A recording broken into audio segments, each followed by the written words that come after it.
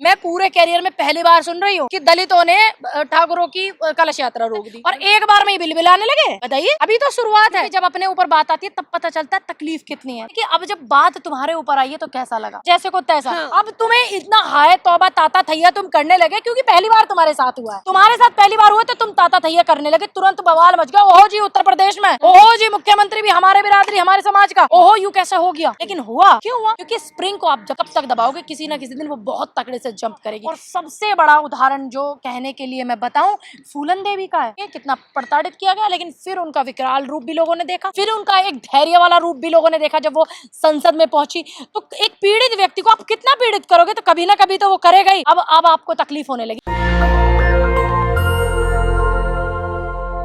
देखिए, आपने सवाल उल्टा कर लिया है शायद। हाँ। आपने बोला दलित समुदाय पे इतना अत्याचार हुआ कि उन्होंने ठाकुरों की कलश यात्रा रोक ली, क्योंकि उन्होंने अंबेडकर जयंती पर करा तो टिट फॉर टैट हो गया। अच्छा, दोनों का जैसे को तैसा। हाँ। तो अब जरा ये थोड़ा ओपिनियन जो है उनसे भी लेकर के आते कि अब जब बात तुम्हारे ऊपर आई है तो कैसा लगा, उनसे भी लेके आइएगा। मेरा पर्सनल आपसे ये निवेदन है, क्योंकि जब अपने ऊपर बात आती है तब पता चलता है तकलीफ कितनी है। तब गेज अपने अंदर डलता है ना, तब पता चलता है कि माइनर है कि प्लस में आ रहा है बातें। दूसरी बात, एटा की घटना इसलिए कि ऐसी घटनाएं क्यों की जाती हैं जिससे कि आप एक समाज को पीड़ित कर सको, एक समाज को आप दबा सको। यही मैं बात करूँ, यहाँ सिर्फ एटा का मामला ही नहीं कि दलित समाज के साथ पहली बार ऐसा हो रहा है, या पीड़ित समाज के साथ, या गरीब। मेरी नज़रों में दलित, आपकी नज़रों में दलित कौन है जो बहुत दबा हुआ है, जो बहुत मतलब अपनी आवाज़ नहीं उठा सकता, जो आर्थिक रूप से सशक्त नहीं है, जो राजनीतिक रूप से सशक्त नहीं है, और जो क्या बोलते हैं सामाजिक रूप से सशक्त नहीं है। मेरा मानना तो जो ये है, जो दबा हुआ है, क्योंकि डॉक्टर भीमराव अंबेडकर जी ने स्पेशल एक वर्ग के लिए संविधान नहीं बनाया था, उन्होंने दबे हुए, कुचले, पीड़ित, वंचित लोगों के लिए बनाया था। और उस समय महिलाएं भी बहुत दबी हुई थी। अब मैं ये कह दूं कि पूरे देश की महिलाएं दलित हैं, पूरे देश की, क्योंकि दबी हुई कुचली हुई थी। आज उनकी अगुवाई करने वाले, उनको मानने वाले तमाम लोग, जितने भी लोग हैं, मैं भी मानती हूँ डॉक्टर भीमराव अंबेडकर को, उनकी अच्छी नीतियों को, क्योंकि अच्छी चीज़ें हर किसी की आपको ले लेनी चाहिए। ऐसे ही आप किसी समाज के व्यक्ति को दबाने का काम करोगे तो कुछ कभी ना कभी स्प्रिंग को आप दबाओगे, कभी तो जंप करेगा। अब तुम्हें इतना हाय तौबा ताता थैया तुम करने लगे क्योंकि पहली बार तुम्हारे साथ हुआ है ना। तुम्हारे साथ पहली बार हुआ तो तुम ताता थैया करने लगे, तुरंत बवाल मच गया। ओहो जी उत्तर प्रदेश में, ओहो जी मुख्यमंत्री भी हमारे बिरादरी हमारे समाज का, ओहो यू कैसे हो गया। लेकिन हुआ क्यों हुआ? क्योंकि स्प्रिंग को आप जब कब तक दबाओगे किसी ना किसी दिन वो बहुत तकड़े से जंप करेगी। कब तक आप किसी को पीड़ित कहो। गांव में एक कहावत है कि जो सीधा आदमी हो ना उसे ज्यादातर लोग पागल कहते हैं गांव में, है ना। जो सीधा हो बेचारे तो बावला दिखे रेला आयु, लेकिन वही सीधा व्यक्ति अगर आप उस पर अत्याचार ज्यादा करने लग जाओ तो वो बड़ा खतरनाक बन जाता है। ऐसे बहुत सारे उदाहरण हैं, बहुत सारे ऐसे एग्जाम्पल हैं, बहुत सारे ऐसे हिस्ट्री सीटर रहे हैं, बहुत सारे जो बड़े सीधे सज्जन थे उन पे अत्याचार हुआ। और सबसे बड़ा उदाहरण जो कहने के लिए मैं बताऊं, फूलन देवी का है। आप देखिए कितना प्रताड़ित किया गया, लेकिन फिर उनका विकराल रूप भी लोगों ने देखा, फिर उनका एक धैर्य वाला रूप भी लोगों ने देखा जब वो संसद में पहुंची। तो एक पीड़ित व्यक्ति को आप कितना पीड़ित करोगे, तो कभी ना कभी तो वो करेगा ही। अब आपको तकलीफ होने लगी। लेकिन देश में अगर कोई इस तरीके की चीज़ें या किसी भी समाज, किसी भी वर्ग के लोगों को दबाता है, हाल तो मैं हमेशा यही कहती हूँ कि शांति बना करके रखें। लेकिन आप भी कब तक बर्दाश्त करेंगे, कब तक झेलेंगे?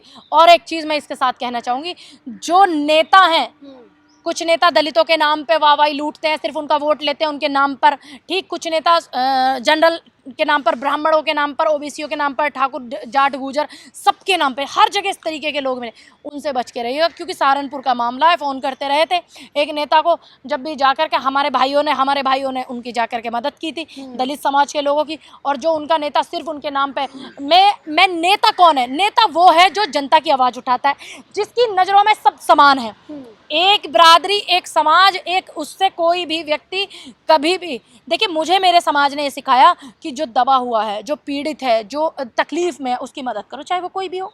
अगर आज तक हमने किसान आंदोलन में आवाज़ उठाई तो वो ब्राह्मण किसानों की नहीं उठाई, देश के किसानों की उठाई। अगर मैंने आवाज़ बेटियों की उठाई तो ब्राह्मण बेटियों की नहीं उठाई, क्योंकि मैं ब्राह्मण समाज से आती हूँ, मैं इसलिए आपको बता रही हूँ। बिल्किस बानो ब्राह्मण नहीं थी, मनीषा वाल्मीकि ब्राह्मण नहीं थी, हाथरस वाली बेटी ब्राह्मण नहीं थी, दिल्ली के नागलोई वाली बेटी ब्राह्मण नहीं थी, सफिया जिसके घर में गई थी वो ब्राह्मण नहीं थी, अंकिता भंडारी, इन सब की आवाज़ मेरे देश की बेटी और मेरे एक भारत की बेटी है, ये समझ करके आवाज़ उठाई। जो नेता इस नियति नज़र से, देखिए अपने समाज के लिए काम करने चाहिए, बहुत अच्छी बात है, जरूर करने चाहिए, लेकिन जब आप एक सामाजिक कार्यकर्ता हो तो ये नहीं है कि आपको वाहवाही लूटनी। अच्छा मनीषा वाल्मीकि जी का बलात्कार हो गया, आज तो मीडिया हाइप लेने लगवाओ 50 गाड़ियां और पूरा मीडिया हाइप करो। ये नेता नहीं होते, ये तुम्हारे नाम पे वोट लेने के लिए, तुम्हारे नाम पे वाहवाही लूटने के लिए आते हैं। अभी अंकिता भंडारी के नाम पे अगर 10 गाड़ियां 20 गाड़ियां लेकर के जी अंकिता भंडारी ब्राह्मण है, पूनम पंडित जा रही है, तो ये नेता नहीं होते। जाना चाहिए एक बेटी के नाम पे। आज तक ऐसे नेताओं का रिकॉर्ड निकालो ना जो सिर्फ दलितों के ही बेटियों के बलात्कार उनको दिखते हैं, सिर्फ मुस्लिम की बेटियों के बलात्कार दिखते हैं, सिर्फ स्वर्ण समाज की बेटियों के बलात्कार ही दिखते हैं, बाकी समाज में क्यों नहीं जाते वो? क्योंकि उन्हें कोई मतलब नहीं है, ध्यान रखिएगा। और मैं उन लोगों से भी कहूंगी जो दलित समाज के लोग हैं, उन्हें आपसे भी मतलब नहीं है, सिर्फ उन्हें आपसे हाइप चाहिए। बताइए कितने नेताओं का ऐसा रिकॉर्ड निकाल करके बैठिए आप, बिल्कुल एक्सपोज कीजिए ऐसे नेता को जो सिर्फ एक बिरादरी एक समाज की बात करते हो, देश की बेटी को बेटी की नजर से नहीं तोलते हो। अच्छा, इस घटना में देखा गया है कि पहले जब अंबेडकर जयंती पर यात्रा निकाली गई तो उन्होंने कहा परमिशन दिखाई ठाकुर समुदाय के लोगों ने। अब जब कलश यात्रा निकाली गई तो अंबेडकर वादियों ने कहा परमिशन दिखाई है। अच्छा कहा, बिल्कुल सही कहा, जैसे को तैसा जरूरी था, क्योंकि ऐसे जो चीजें हैं वो ऐसे ही बंद होंगी, क्योंकि आपको कोई अधिकार नहीं है। पुलिस पूछे, कोर्ट पूछे, कानून पूछे, उनको अधिकार है, उनके राइट्स है, क्योंकि आपको नहीं है कोई अधिकार। कोई आकर के 4 जो है आदमी आकर के खड़े हो जाए मेरे घर के आगे कि भाई परमिशन दिखाओ, तुम्हारे घर ये फंक्शन है, तुम सामाजिक रूप से प्रोग्राम कर रही है, तो तुम्हें कोई अधिकार नहीं है मुझसे पूछने का। हाँ, मुझसे प्रशासनिक लोग पूछे, मुझसे मेरा डीएम पूछे, बिल्कुल मुझे देना चाहिए जिम्मेदारी के साथ। मोहल्ले में ठाकुरों की संख्या ज्यादा है। देखिए ऐसा कुछ भी नहीं, मेरे गाँव में ब्राह्मणों का घर बस मेरा ही है जी, लेकिन हम तो बहुत प्यार से रहते हैं। हमारे यहाँ पे जाटव समाज भी इतना नहीं है, यादवों का गांव है मेरा, 24 की मैं रहने वाली हूँ, और मेरे ऊपर कुछ बात आ जाती है तो पूरा गांव एक खड़ा रहता है मेरे साथ में, हमारी बेटी है। और जबकि ब्राह्मणों का सिर्फ हमारा घर है, वहाँ पंडितों का हमारे ही घर है, मेरे चाचा ताऊओं के 5-4 घर बस, और नहीं है। तो ये ऐसा कुछ नहीं है कि वहाँ पे ठाकुरों की संख्या ज्यादा है, दलितों की कम है, कोई दबा देगा, कुछ नहीं है ऐसा। आप अपने अधिकार जानिए बस, आप आर्टिकल 19 समझिए, आपके अधिकार क्या है। को प्रवोक करने की तो कोशिश की जा रही है बार बार। भैया बार बार की जा रही, तुम कर क्या रहे? फिर सरकार क्या कर रही? मतलब अब एक बार तुम पे बात क्या आ गई, मैंने ये पहला केस सुन रही हूँ। हाँ, माफ कीजिएगा, मैं माफ कीजिएगा, मैंने अभी तक अपने पूरे 28 साल की उम्र में, और दूसरी बात ये राजनीतिक कैरियर मेरा 6 साल मेरा होने वाला है, मैं पूरे कैरियर में पहली बार सुन रही हूँ कि दलितों ने ठाकुरों की कलश यात्रा रोक दी। बिल्कुल, सोचिए कितनी बड़ी बात है, और एक बार में ही बिलबिलाने लगे। बताइए, अभी तो शुरुआत है, तो फिर आप ऐसे कर्म कर ही क्यों रहे हैं जिससे कि आपको भी तकलीफ हो? अरे भाईचारे से अपने त्योहार पहले की तरह मनाइए, उनका भी उत्सव मनाइए, आप लोग भी शामिल होइए, उनको भी शामिल करिए।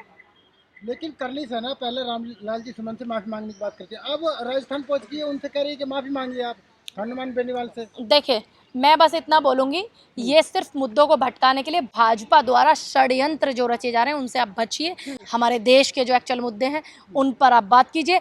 भारत की सरकार मौजूदा भाजपा से निवेदन कर रहा है, पूरा विपक्ष, नेता प्रतिपक्ष राहुल गांधी संसद सत्र बुलाइए, कहे नहीं बुला रहे हैं।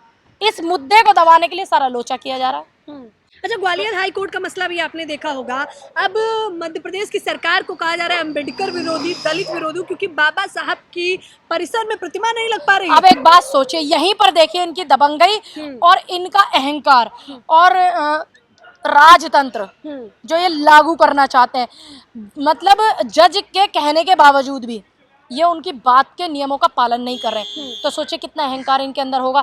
आने वाले समय में ये कितना और उग्र रूप ले लेंगे ऐसे लोग, तो आप इनसे बच के रहिए। लेकिन वकील ही विरोध कर रहे हैं। देखिए वकील विरोध कर नहीं रहे हैं, पाठक जी देखिए कर नहीं रहे हैं। हाँ। उनसे जानबूझ करके एक्चुअल मुद्दों को दबाने के लिए उनसे विरोध कराया जा रहा है, जो कि वो कर रहे हैं निरंतर, ताकि वो कुछ तो काम आए। कहते हैं ना कि कोई चीज़ ऐसी होती है ना लीपने के काम आती ना पोतने के, तो शायद वो किसी काम के नहीं रहे होंगे, तो अब इतना अच्छे काम पे वो आ गए करने के लिए। लेकिन करली सेना बार बार माफी की बात कर रही है, तो क्या लग रहा है किसके लिए काम कर रही है? देखिए, ये बात पूछिएगा आप जाकर के करनी सेना के राष्ट्रीय अध्यक्ष जो हैं उनसे, ये उनका मसला है।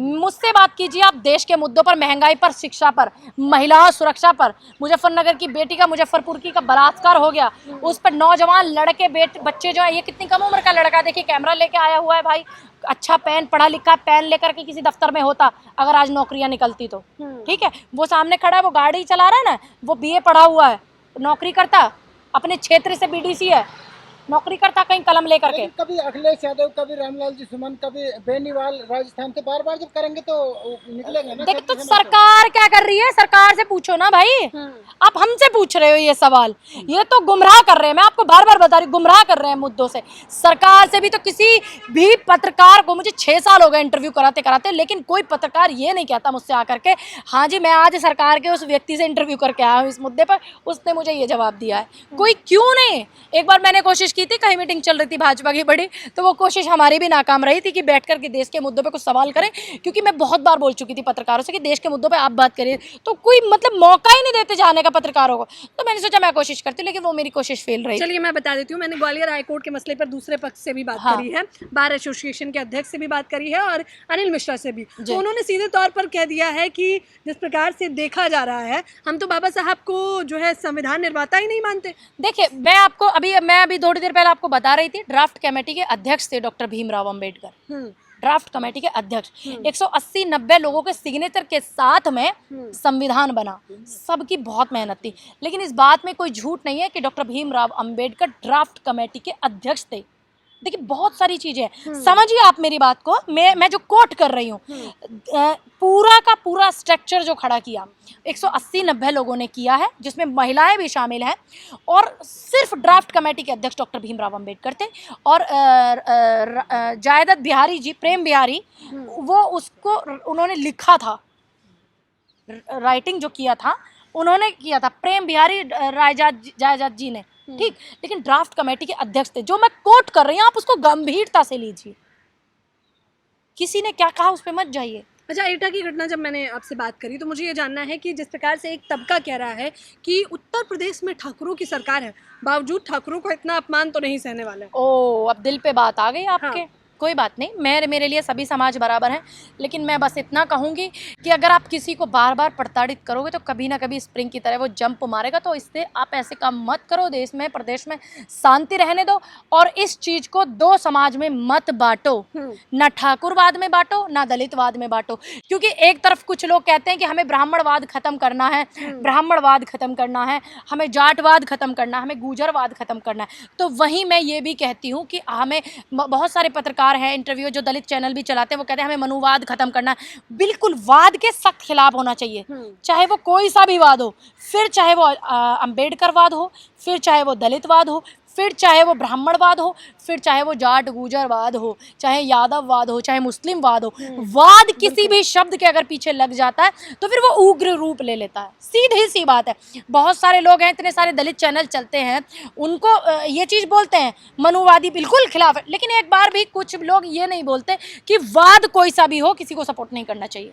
नेशनल दस्तक की आपसे गुजारिश है कि अगर इसको बचाना चाहते हैं तो नेशनल दस्तक को सब्सक्राइब करने के लिए रेड कलर के सब्सक्राइब बटन को दबाएं, फिर बेल आइकन की घंटी दबाएं। नेशनल दस्तक को बचाने के लिए बहुत जरूरी है कि हर खबर को शेयर करें, लाइक करें, कमेंट जरूर करें।